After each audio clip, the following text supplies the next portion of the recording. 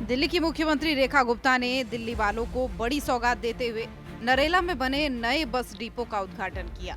महज 3 महीनों में तैयार इस डिपो से 100 देवी इलेक्ट्रिक बसें सड़कों पर उतरेंगी। ये बसें राजधानी के 9 रूटों पर चलेंगी और यात्रियों को बेहतर सुविधाएं मुहैया कराएंगी, जिसे लेकर मुख्यमंत्री ने बताया कि दिल्ली की ट्रांसपोर्ट को आधुनिक बनाने की दिशा में सरकार लगातार काम कर रही है ताकि जनता को बेहतर और साफ सुथरी परिवहन सुविधा मिले। सीएम ने दिल्ली की ट्रांसपोर्ट व्यवस्था पूरी तरह इलेक्ट्रिक बनाना अपना लक्ष्य बताया। आज यहाँ नरेला बस टर्मिनल की भी शुरुआत हुई है और 100 हमने इलेक्ट्रिक बसेस देवी भी इस क्षेत्र को समर्पित की है। एक बहुत ही आधुनिक बस डिपो यहाँ पे बना है जिसमें 9 रूट्स की बसेस चलेंगी। लगभग 75 बसेस यहाँ से रूट अपना ऑर्गेनाइज करेंगी और बहुत बेहतरीन सुविधाओं के साथ में यहाँ पे पैसेंजर शेड से लेकर के कैंटीन, शौचालय, हर चीज को बड़ा अनुकूल किया गया है और उसमें चार्जिंग सिस्टम भी इन सभी बसेस के लिए होंगे और हर चीज। और इसकी खासियत ये है कि बहुत ही शॉर्ट टर्म में मात्र 3 महीने के टाइम में ये डिपो पूरा तैयार किया गया है। हमारी कोशिश है कि जल्द से जल्द दिल्ली को इस पूरा का पूरा परिवहन सिस्टम जो हमारा सरकारी है वो इलेक्ट्रिक पे आए, हम पूरी दिल्ली को चार्जिंग स्टेशंस की बेहतर सुविधाएं दे पाएं।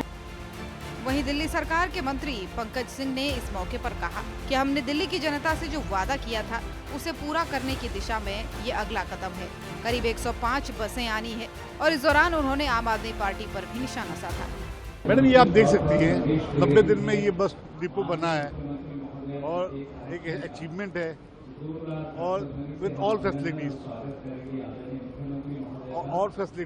फैसिलिटीज है। यहाँ सुविधाएं हैं।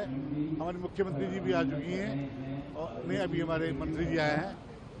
यहाँ ये फैसिलिटी के साथ ये बसें आई गई हैं और ये सुविधाओं के साथ लैस है। लास्ट माइलस्टोन तक के लिए है। जो वादा दिल्ली की जनता को किया था उसे पूरा करने का अगला कदम है ये हमारा। कितनी बसें आ रही हैं? लगभग 105 बसें आ रही हैं। ऑरेंज बसें आ रही हैं। मैडम, ऑरेंज बसें दिल्ली को रंग बिरंगा रखने में कोई बुराई नहीं है। और अब बात विदेश में फंसे भारतीयों की। भारतीय सरकार ने ईरान और इजरायल से भारतीय नागरिकों को सुरक्षित निकालने के लिए ऑपरेशन सिंधु चलाया। आर्मेनिया के येरेवन से एक विशेष निकासी विमान नई दिल्ली पहुंचा। इसमें ईरान से 173 भारतीय नागरिकों को स्वदेश लाया गया है। ऑपरेशन सिंधु के तहत अब तक 3 भारतीय वायुसेना के विमानों सहित 19 विशेष निकासी उड़ानों का उपयोग करके कुल 4,415 भारतीय नागरिकों, जिनमें से ईरान से 3,597 और इजरायल से 818 को भारत लाया गया है। वापस लौटे लोगों ने सरकार का आभार जताया। फिट करने के लिए गया था तो वहाँ पर 13 तारीख को जो है लड़ाई चालू हो गई थी।